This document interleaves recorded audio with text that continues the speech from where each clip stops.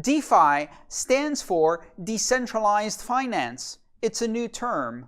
How do you define decentralized finance? D, decentralized. Fi, finance. DeFi, DeFi, DeFi, DeFi, DeFi, DeFi, DeFi. Decentralized finance. Does that answer your question? Probably not. All right, so let's start in the beginning. What is finance? And I think that's where we should start this conversation. Finance, in my opinion, and I'm not an economist, but this is how I try to think of this question. Finance is all of the layers of abstraction that we stack on top of money. And these layers of abstraction allow us to handle change. What do I mean by that? Well, money as a communication medium of value itself is a useful abstraction. But the characteristics of money change over time, and the interactions that we use them for change over time. That change is what we try to manage with finance. So change can also be called risk, or if you're on the other side of it, yield. Change is a negative thing if it's a change that you didn't want, and a positive thing if it's a change you did want. So a change in price, which reflects a change in supply and demand, is something that represents a risk if you were hoping for the price to go up or down and it went the other way. Or it's an opportunity for yield if you were hoping for the price to go up or down and it went the way you were hoping. That's the kind of change that we deal with abstractions on top of money. So when there is a change in value, we might want to manage that change. I think of it in the terms of physics. So in physics, for example, we have a physical effect such as velocity.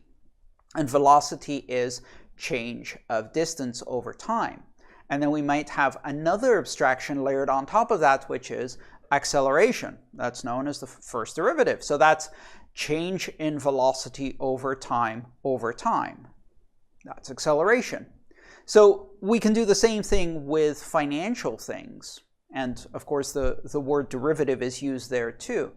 But derivative is a more specific aspect of finance, and you can apply these things more broadly. Let's say you're an oil producer. Well, if the price of oil goes down, that's going to hurt your finances. But if you're an airline and the price of oil goes down, that's going to help your finances. So the same change is perceived as risk on one side and yield on the other. Well, what if we could have a marketplace that allows us to arbitrage that change, to trade that change? And that's the classic marketplace for oil futures. So in that case, essentially an oil producer hedges the possibility of oil dropping, while an airline hedges the possibility of oil prices increasing, and that way they can cancel out each other's risk. So these are the kinds of things that finance is used for at maybe an industry level, but for an individual as well.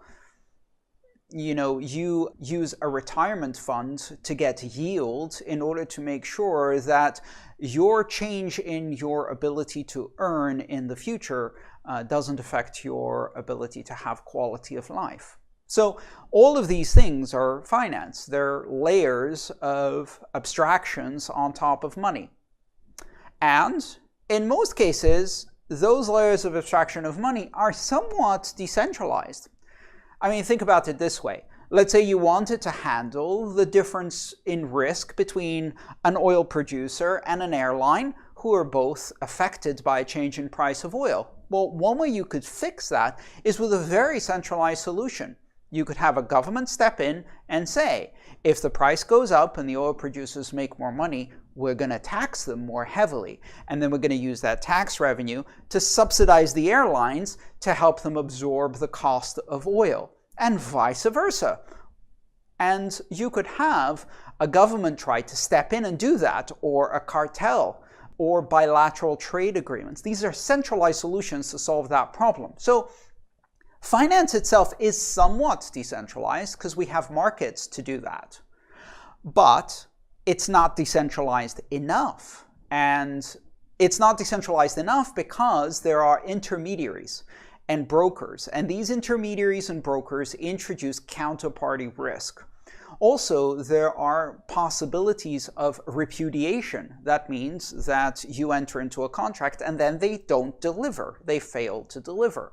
And enforcing that contract is very expensive. Again, a centralized aspect of this, especially in world trade. And finally, these markets are also very closed. Getting access to these markets requires authorization and vetting by third parties. And so all of these things are the same types of problems that we solve with cryptocurrencies. So cryptocurrencies give us neutrality and openness and access and transparency and auditability and censorship resistance for money.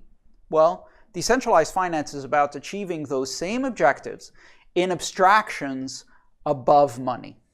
I think that's one of the ways I could explain decentralized finance. Hi, thanks for watching the video.